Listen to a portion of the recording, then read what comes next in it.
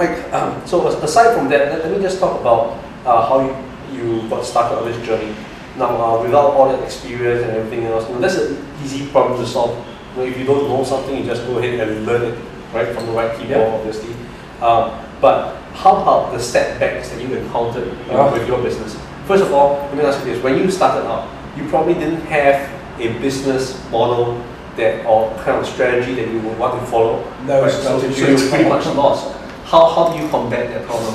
Okay, I think when it's your own money going into it, I think you learn very quickly. I think we all must make the same mistakes. I'm sure that we all do. We read the stuff that you send out, we buy the manuals, and we get the DVDs, and we listen, to the CDs, and we look at it. The problem is we don't know, which of those bits are the most important, and which bits do we have to get absolutely right, and which bits is it okay to get wrong. But in hindsight, when I look back now, I realise that all I should have done is just do what it says. Just when it says, to write some articles and put them up onto the article publishers, then write some articles. Make sure they've got the keywords in for the product that you're selling. And you do learn that. It just takes time to do all things. So the setbacks were just not doing things properly, not having a structure, not having a strategy. Now, in hindsight, again, having set up the business, I can say to a newcomer, yes, you need to do that. You need to have your product in place. You need to drive some traffic to your website. Have some good content to give them. Have a squeeze page. Set up an autoresponder, and really, that's the business. That then from a logistics point of view, having made the choice to sell videos, was it difficult to find good video hosting servers and getting the software to create the videos? It's all there, but like any internet business, it's all there. It's knowing which pieces to put together, and that was the difficulty was knowing exactly just what you needed to create what you wanted. So you need some good video editing software. It's available. You needed a good marketing plan. Needed to know how to drive some traffic to the website. It is all there among all the noise of what's going on out there. If you pick the right bits, you can make yourself a business.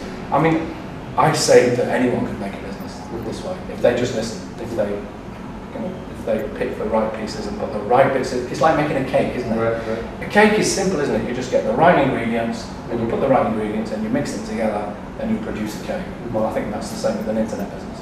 Okay, so looking at your business model right now, would you say that you have a very solid business model whereby you have a good a lead generator, a front end and a back end product? I have front end products, I have back end products. I'm not totally dependent on Google for my revenue. I have other means of traffic. I've built up a really solid list of subscribers. Again, lots of free content to do that, to form a really close bond with those people. Do you know, I see a lot of people that try and make a business on the internet, and they don't understand that you have to actually make a relationship with the person. They just think you put up a website and that's it, and they'll buy it. They won't, folks. No, you've got to form a relationship with those people. And once you've done that, then that is the business. It's so solid. No one can interfere with it. Outsiders can't steal my customers. They won't go in near anyone else. They might. Yeah, and I think you've pretty much put an iron cage around your customers, and that iron cage is basically Mike. Because I was actually talking to the other half, and she was telling me, when Mike types an email, he writes the way he talks, and that's one of the things that we all do. And I'm sure you inject a huge part of your personality into your communication with your subscribers. Well, that's what I was taught to do. You see, because it's a business, then maybe people think that you should come into it with the businessman's head on, which of course you can. But it's about mass communication, but with them individually. You have to learn how to do that, guys. If you're going to run an internet business, you've got to talk to them. They're a real person. They exist. Got to get inside their mind and know what's making them come to your website. What are they really after? And really communicate with them. And I mean, people that know me and know my business will tell you that my subscribers, they just are the best in the world. They are just awesome. They amaze me every day of my life. Absolutely incredible. Because I did build that relationship with them. And in your journey in internet marketing, journey is the word, and we are always evolving. And obviously, you had to fine tweak your website with the kind of advice that you get from different people and everything else. What have you found, to be the most profitable advice you've ever received? I got this idea initially from you, and you'd recommended Dan Kennedy. I know lots of the people looking at this will know who Dan Kennedy is. And there was something I read, and it was, I'd been doing this for about 8 months, and I had no real copy to speak of. I mean, it was rubbish, I have to say. I had no real business plan, as you said.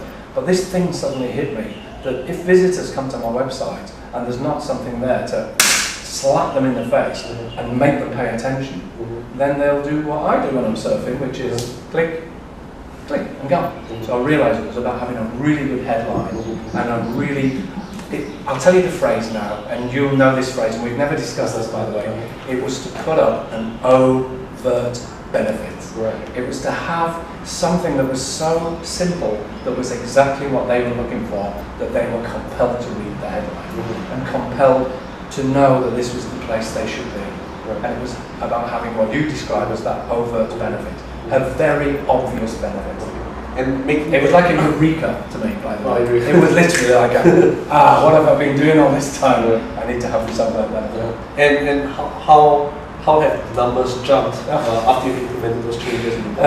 If I drew a graph for you, it sort of bumbles along for about 6 or 7 months, and then all of a sudden it's the last 3 or 4 months really, Joe, and it's just gone. It's gone to where it should have been all that time ago.